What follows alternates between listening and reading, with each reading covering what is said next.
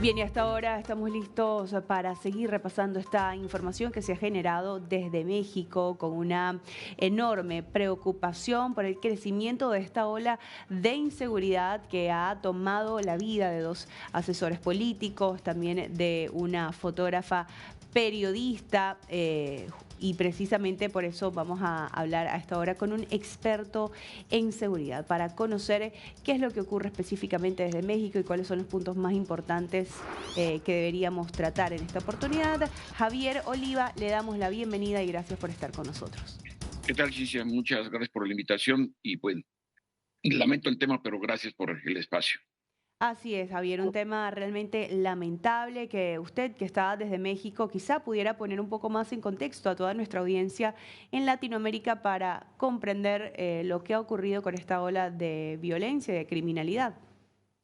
Bueno, este tipo de los homicidios que se cometieron ayer en la Ciudad de México, en las personas de la secretaria particular de la jefa de gobierno, Clara Brugada, y de su asesor, que fungía como enlace con la Secretaría de Seguridad Pública de la Ciudad de México, pues fueron asesinados a plena luz del día justo en el momento en que la presidencia Claudia Sheinbaum Pardo da de manera cotidiana su entrevista matutina.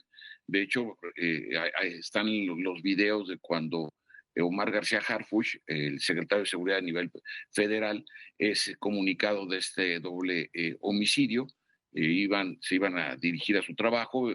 Las primeras investigaciones arrojan que lo más probable es que se trate de la venganza de alguno de los grupos delictivos que se han visto afectados por importantes detenciones en los últimos meses, por un lado, y fue un ataque directo, un sicario experto, dada la precisión con la que actuó de manera solitaria.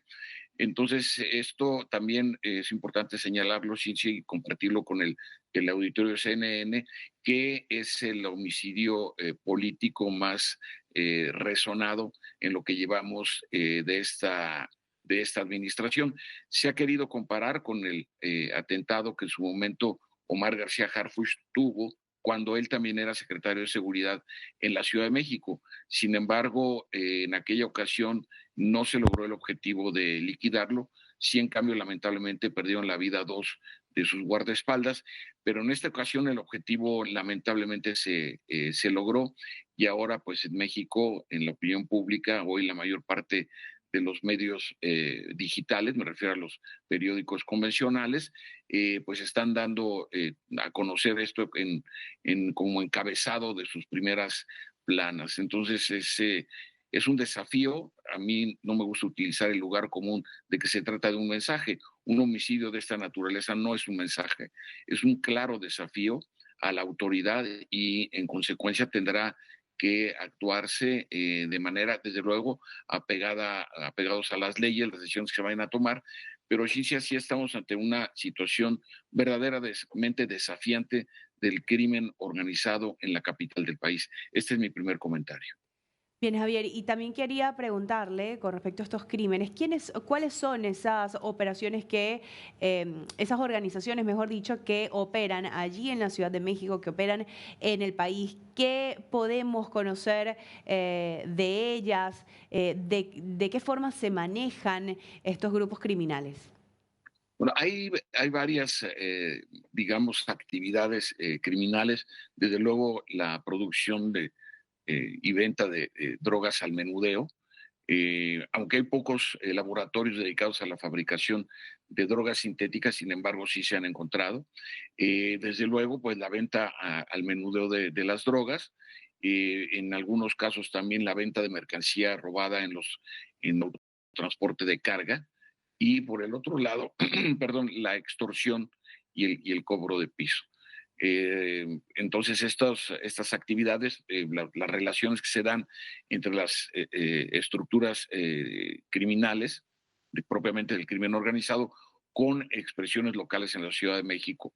Es decir, las organizaciones criminales de México, de la Ciudad de México, quiero decir, perdón, quedan supeditadas, subordinadas a las relaciones que tengan con las estructuras que ya 6 de ellas, hay que recordarlo, han sido calificadas como organizaciones terroristas internacionales. Algunas de ellas que tienen vasos comunicantes en México, como la Familia Michoacana, Nueva Generación, lo que era la organización de Ismael El Mayo Zambada y Joaquín El Chapo Guzmán. Hoy esa organización ya no existe, está fragmentada entre los hijos de cada uno de estos dos importantes delincuentes. Entonces, esta sería la presencia que hay, sobre todo en lo que tiene que ver en la extorsión y el cobro de piso en la capital del país, Cintia. Bien, ¿y qué es lo que ellos buscan con este desafío a la autoridad? Como usted bien lo decía, no vamos a calificarlo como que enviaron un mensaje, están desafiando a la autoridad.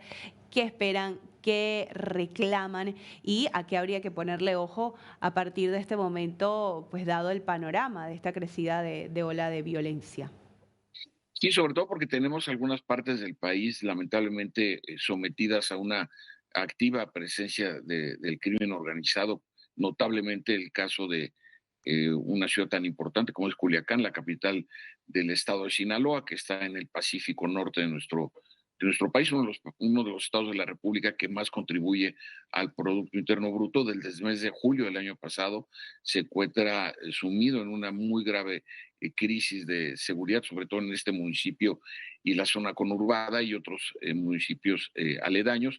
Y por el otro lado, también en este contexto, donde no dejemos de lado la presencia de Ismael Zambada, uno de los cabecillas principales de la principal organización criminal, la más longeva, que ha sido la de Sinaloa, y también por el otro lado, el desplazamiento de 17 familiares de uno de los hijos de Joaquín Guzmán, de Ovidio Guzmán, para ser tratados como testigos protegidos por el FBI. Entonces hay una serie de aspectos. También hay el muy extendido rumor, la información de una denominada lista Mark Rubio, en donde el jefe del Departamento de Estado tendría una lista de aproximadamente 44 personas. Algunos nombres ya se han dado a conocer. Entonces estamos viviendo un ambiente en donde, desde luego, la relación con la Casa Blanca en materia de seguridad pública gravita en cada una de las decisiones, como haber enviado Cincia a 28 muy peligrosos cabecillas criminales en días pasados ante las distintas cortes federales de los Estados Unidos. Entonces, Ujú. algunos de los analistas expertos y algunos análisis que se han comenzado a publicar ya apuntan precisamente a que se trataría propiamente de una venganza ante alguna acción de la autoridad en la Ciudad de México en contra de cabecillas del crimen organizado. Esta es una lista importante, la que usted menciona, que tendría Marco Rubio, ¿no? Con nombres destacados. ¿Qué podríamos resaltar de esa lista, Javier?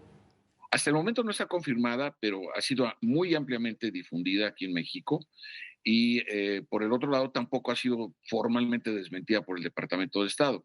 Se encuentran gobernadores en funciones, exgobernadores, funcionarios públicos, exfuncionarios públicos. Como sabemos, ciencia, según mis estudios estuve revisando y nunca había sucedido que a un gobernador o gobernadora de ninguna parte de nuestro país las oficinas migratorias de los Estados Unidos le hubieran retirado la visa. Más grave aún es cuando se trata de la gobernadora del oficialista Morena de Baja California, frontera con los Estados Unidos. Pero esto es un dato muy importante. La garita de San Isidro, la frontera entre California y Baja California, es el punto fronterizo más transitado en el mundo todos los días, con un promedio de 1 millón de tránsitos entre vehículos particulares, autotransporte de carga y desde luego cruces peatonales. Entonces, no se trata de cualquier medida, es mucho más que simbólico, sino una muestra clara de desconfianza e incluso se sabe del inicio de investigaciones en contra de esta gobernadora y potencialmente hablando de otros casos más. ¿Y cómo se actuaría con todas esas personas que están en esa lista, Javier? ¿Cuáles serían los pasos quizás que planea el gobierno de los Estados Unidos con todos los involucrados? Lo que ha sucedido en otras ocasiones es que se inician propiamente las investigaciones desde las Cortes Federales de los Estados Unidos, y una vez concluidas o teniendo elementos conclusivos sobre la demostrada responsabilidad de la o el funcionario en cuestión o de la personalidad, puede ser un empresario, no necesariamente tiene que estar vinculados a la política, entonces se inicia el proceso de solicitud al gobierno mexicano de extradición. Entonces esta es la ruta que se seguiría en el caso de que se formalice esta lista Rubio, como coloquial y mediáticamente ya se le conoce aquí en México. Y esto, desde luego, generará diferencias, discrepancias, roces con la Casa Blanca y en no pocos casos también con la propia estructura diplomática del gobierno del presidente Donald Trump. Así es, Javier. Estaremos entonces muy atentos al accionar, ¿no?, del gobierno de los Estados Unidos con respecto a esta lista.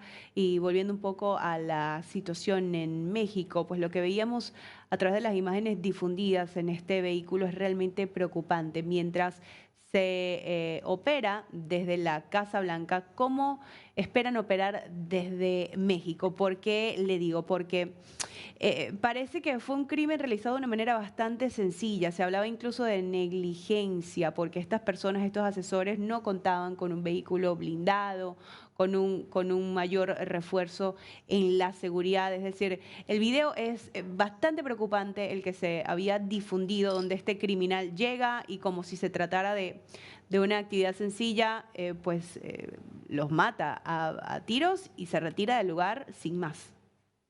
Y otra cosa más seria, Cintia, también grave, es que una de las videocámaras no funcionó. Es decir, Mm. las videocámaras de vigilancia urbana, una que estaba ubicada en un lugar clave que hubiera podido aportar más elementos, desafortunadamente estaba descompuesta.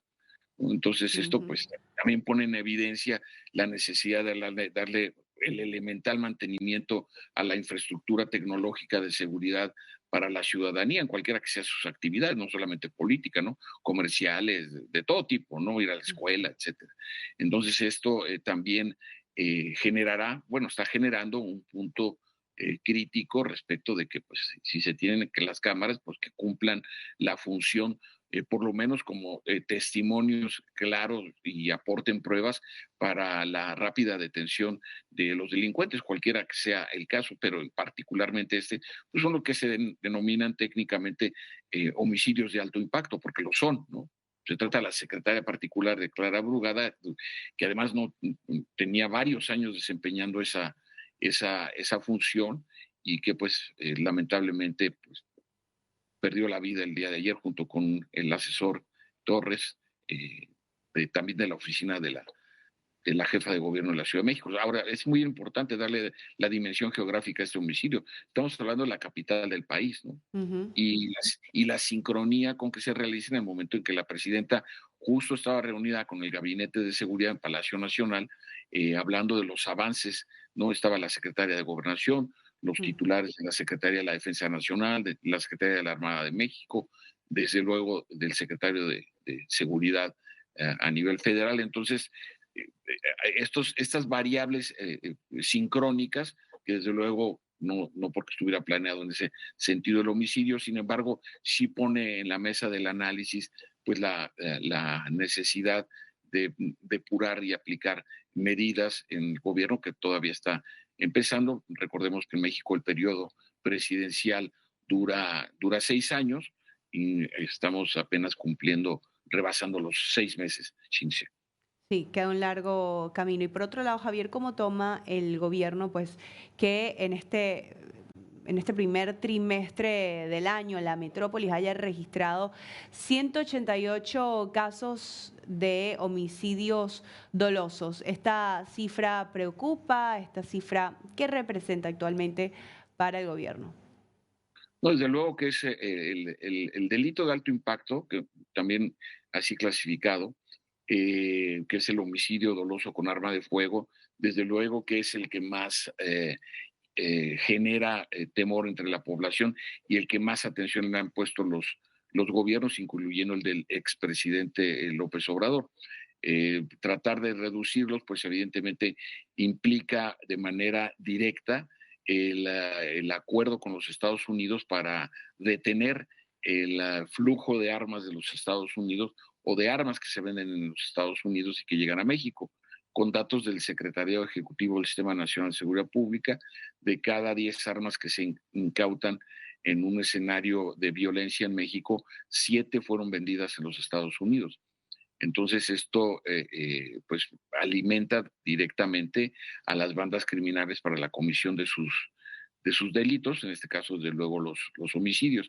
Y en el caso en particular de la Ciudad de México, en términos comparativos con otros estados de la República, a pesar de que junto con la zona conurbada del Estado de México es demográficamente hablando la zona más densamente poblada del país, sin embargo, no acusa los niveles de violencia criminal, en particular estamos hablando del homicidio doloso como en otras partes del país.